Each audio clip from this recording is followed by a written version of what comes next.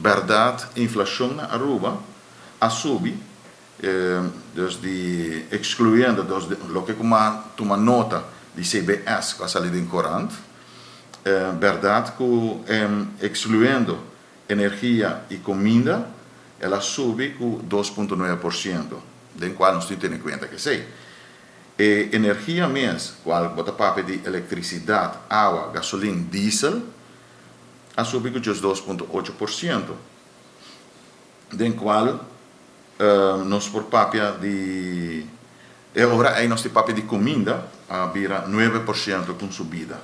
Então, é com esta coisa que nós temos que ter em conta com ora que vou pôr back, vou check o custo de vida de sua totalidade para dois adultos, e tem subida, bom, subida não, e tem amigo barato. Ela mantém isso mesmo, ela vai na 4,854, 4.854 para caso, também, adulto só, vamos comparar essa vida que Aruba tem roupa que está trabalhando pessoa só, do qual adulto está 2.529, subida de 218 florin na outubro, nós temos que ter em conta se dia e fecha não. Salário mínimo, verdade, a subir com 78 florin. Ela vai na 1.893,41 cent.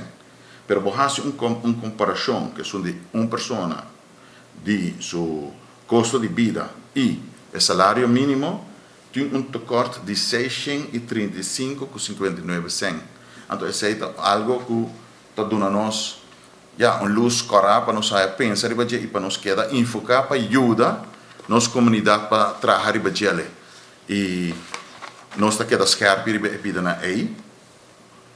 Com outra palavra, nós vai sonhar um rato também, mirando com Aruba, Corsol, Bonaire, e best eilanden também, tá de reino holandês, conjuntamente com Holanda, nós sabemos, ok, vamos comparar Aruba, sua situação com Holanda.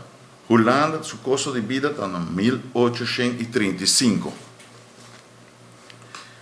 Mirando, aí Panesina está florin, pero na euro está 964,83 cent. Bocoi na salário mínimo está 1.756,20 eurocent na euro, que está na florin 3.336,78 cent. Borrase e comparação entre Aruba e Holanda. Aruba tem corte de gasto de custo de vida com a entrada mínimo, tem corte de 635,59 cent.